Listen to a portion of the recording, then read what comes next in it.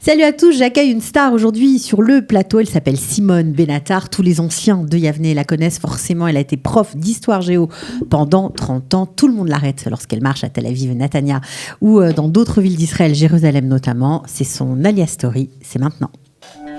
Ils ont relevé le défi de l'Alia. Alia Story, c'est vous, c'est nous. Simone, bonjour. Alors, est-ce que vous m'entendez ? Maintenant, oui. Maintenant, oui. Il faut parler bien près du micro. D'accord. Voilà. Approchez le micro voilà, comme ça. Super, Okay. Extra. Alors, vous êtes finalement arrivé en Israël. Avec joie. Bon, on vous présente quand même un peu. Vous avez été vraiment une figure importante de Yavne. Vous avez été embauché par Monsieur Picard au tout début de l'aventure. En 82. Voilà. Et vous êtes resté jusqu'à la retraite. Voilà. Prof de Yavne. D'histoire géo. Il paraît que les élèves vous aimaient bien. Je sais pas, enfin j'espère. J'espère avoir laissé un bon souvenir à chacun d'entre eux. Ouais. Ou à quelques-uns d'entre eux. Quelques-uns d'entre eux, je pense qu'ils sont nombreux. Alors, vous êtes en Israël depuis 7 ans. Vous avez donc attendu, comme d'autres, la retraite pour changer de pays et faire votre alia. C'est vrai. J'ai attendu d'obtenir la retraite. Et puis, enfin, un an après, on a organisé notre alia. C'était au programme depuis longtemps. Vous disiez, à la retraite, je m'en vais. On a toujours pensé émigrer. Non, on a toujours... moi, j'ai toujours pensé immigrer de toute manière, finir ma vie en Israël. Je voyais la situation se dégrader en France, plus ou moins. C'est-à-dire on habitait dans le 19e arrondissement, et au fur et à mesure qu'on avançait dans le temps, la vie changeait. Mon mari, quand il allait le vendredi soir à la synagogue, certains lui disaient le juif. Bon, on prend quand même l'impact. Alors que ça n'avait jamais été le cas. Non. Ouais. Les dernières années, oui, on sentait qu'il y avait une dégradation de la situation et de l'ambiance. Non, je n'avais pas peur, outre mesure, mais je pensais que notre vie future allait se passer ailleurs. Alors, ce ailleurs pour vous s'appelle aujourd'hui Ashkelon. Ouais. Alors ça, c'est Alors pourquoi Ashkelon ? C'est bizarre. Enfin non, pas bizarre, mais disons que c'est original, on va dire. C'est original, c'est sympathique. C'est une ville très sympathique. Comment vous avez atterri là-bas ? On avait plusieurs raisons. D'abord, notre fille habitait à ce moment-là, et elle habite toujours, à Gan Yavne. Okay. Donc on voulait rester pas très loin de son appartement, enfin de chez son truc. De chez elle, quoi. De chez elle. Et on voulait aussi s'occuper des petits-enfants qui étaient déjà présents et à naître. Et voilà, c'est naturel. Et pourquoi vous n'êtes pas resté à Gan Yavne alors ? Ça paraissait plus logique. Ouais, non, pas vraiment, parce que c'est un petit village pavillonnaire. Et les pavillons, non, ça ne m'intéressait pas. Je voulais un appartement normal. Enfin, on voulait un appartement normal. Oui.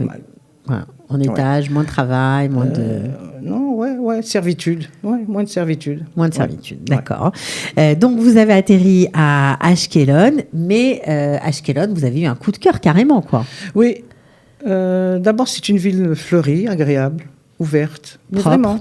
Et puis, malgré tout, il y a la plage. Donc, je devais recevoir mes petits-enfants de Paris. Donc, forcément, il fallait que ce soit un peu agréable pour qu'ils aient envie de venir. Oui. Pas seulement rester à la maison dans un appartement, il fallait qu'il y ait un air de vacances. Il fallait me permettre d'aller à la plage. Enfin, en tous les cas, quelque part pour s'aérer. Bon, alors, comment vous vous sentez ici ? Alors, coup de foudre pour la ville, c'est déjà pas mal. Ouais. Ça, il perdure le coup de foudre ? Il s'est transformé en histoire d'amour avec la ville ?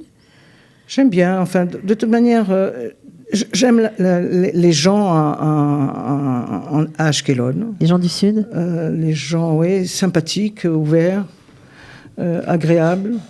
Pour certains, enfin bon, ce que je côtoie... Vous aimez les Israéliens les francophones comme les Israéliens. Ouais. Les Israéliens, on dit toujours qu'ils sont les voisins, etc., ils sont vraiment très, très... Chaleureux. Chaleureux, ouais.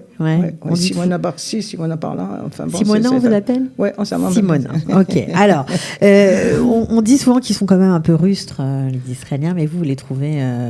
Moi, je les accepte comme ils sont. Ah, ça, c'est bien, ça. Je ne peux pas me permettre de les critiquer. Je les aime et voilà, c'est tout. C'est simple comme l'eau de roche. Alors, on sait que quand on habite dans le Sud, on est bien sûr confronté à la situation sécuritaire un peu compliquée, aux alertes, aux attaques de nos ennemis. Est-ce que ça aide à tisser des liens? Est-ce que ça fait qu'on se sent très vite intégré finalement? Bon, le problème, c'est qu'on se retrouve chacun dans son mamad. D'accord, pendant l'alerte, etc., on s'habitue, on s'y habitue, tant bien que mal. Ça crée des liens parce que malgré tout, on peut porter secours aux uns ou aux autres. Hein. Quand on voit un enfant pleurer ou en panique, on ne peut que l'attirer vers soi, etc. Ça nous est arrivé plusieurs fois, mais ça, c'était un truc auquel vous n'aviez pas pensé quand vous vous êtes installé à Ashkelon? Non, pas du tout. Non, vraiment. Pas du tout. On ne pensait pas du tout à la guerre, on ne pensait pas du tout aux alertes. Et on a dû subir au fur et à mesure de notre existence à Ashkelon et peut-être même en Israël. Au bout de 7 ans, on a vécu quand même pas mal de faits. Tzuk Eitan, déjà, ça a été long et dur. Ceci d'autant plus qu'on recevait nos petits-enfants de Paris. Ouais. Et donc, il a fallu les occuper, leur apprendre qu'il fallait se diriger directement dans le mamad, dès l'alerte. Donc, c'était pas évident. C'était pas évident, surtout qu'on a dû quand même partir quelques jours... se protéger sur la mer Morte, etc. Donc c'était un moment intense. Un moment intense. Mais malgré tout, vous restez à Ashkelon. C'est pas ça qui vous fera partir. Ouais, non, pas du tout. Non, c'est pas ça qui va me faire bouger d'Ashkelon. J'aime beaucoup trop Ashkelon pour son, je sais pas, l'ouverture, je sais pas. Le marché, les couleurs. Ouais, attendez, il y a déjà la bibliothèque. En français, s'il vous plaît. Il y a des livres en russe, mais il y a une très bonne bibliothèque en français à Ashkelon. Excellente, même. Excellente. Qu'est-ce qu'on trouve ? On trouve tout, de tout.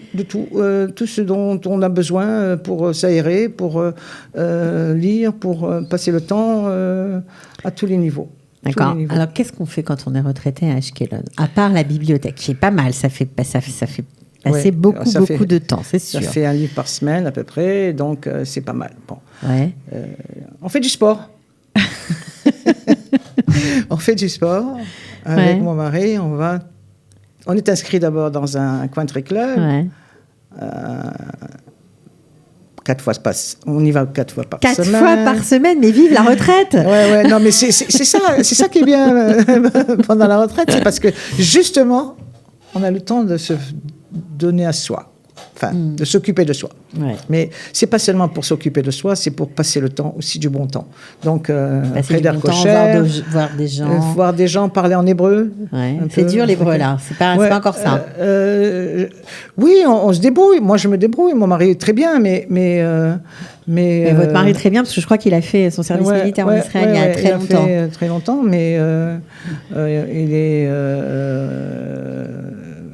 bon, il revient en Israël, il est retourné en Israël, mais moi, j'avoue que j'ai étudié un petit peu l'hébreu à l'université, à la Sorbonne, à la rue de Lille, etc. Mais c'était pas la même chose. C'est pas la même chose. C'est pas que d'être immergé dans le pays. Ouais, bien sûr. Donc, je parle. Grâce à Dieu, je me débrouille bien.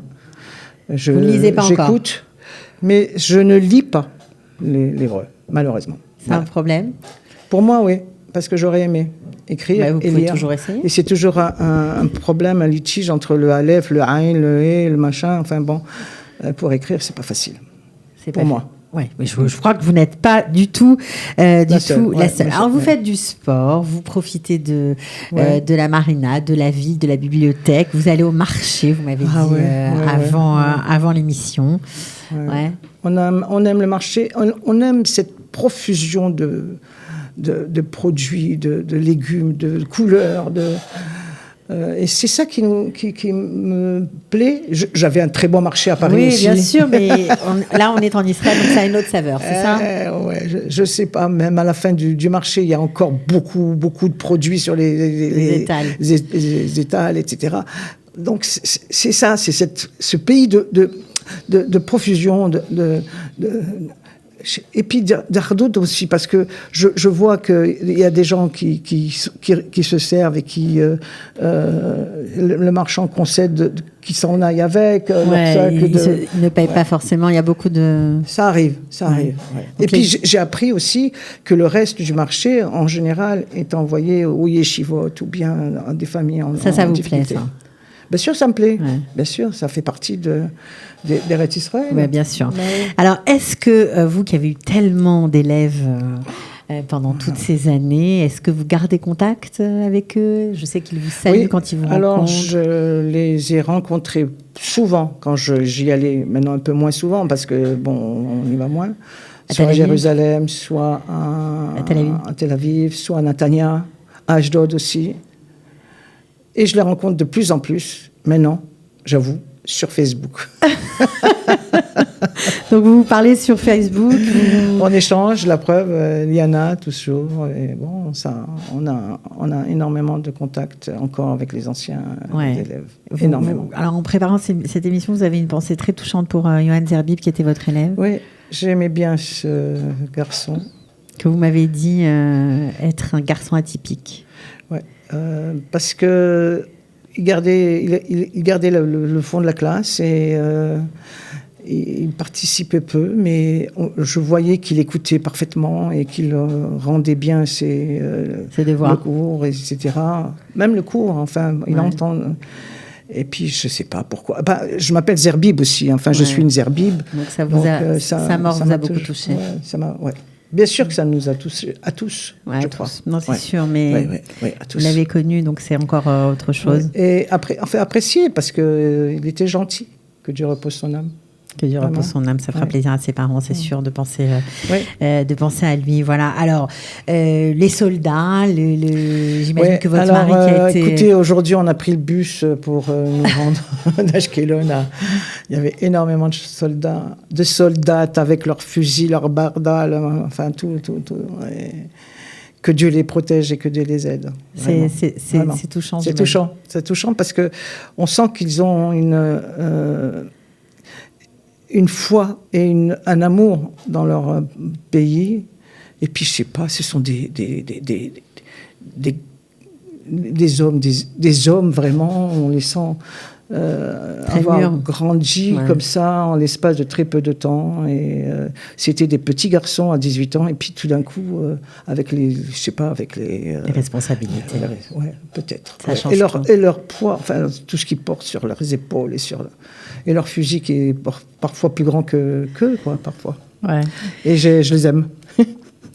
Alors, qu'est-ce que vous aimeriez donner comme conseil à d'autres retraités qui, peut-être, envisageraient, comme vous, de faire l'Aliyah? Eh bien, d'abord, déjà, de bien choisir leur ville. Et vous êtes marrante, vous avez un coup de cœur, vous n'avez pas tellement réfléchi. Ouais, c'est vrai. De bien choisir. Parce que il y a des villes qui sont en mouvement et qui grandissent. Ashkelon aussi, tout d'un coup, on a vu des bâtiments bouger, monter, en l'espace de très peu de temps, etc. Notre quartier s'est complètement transformé. Au bout de... Je voyais la mer, je la vois plus. C'est pas grave. C'est une école qui a remplacé la vue sur la mer. Mais on s'habitue à toute chose. Mais c'est vrai que parfois, trop de béton, ça gâche un petit peu. Bien choisir sa ville, ou son endroit en tout cas. Ouais, son lieu de vie. Lieu de vie. Mais on n'est pas obligé de choisir Tel Aviv, pour ma part.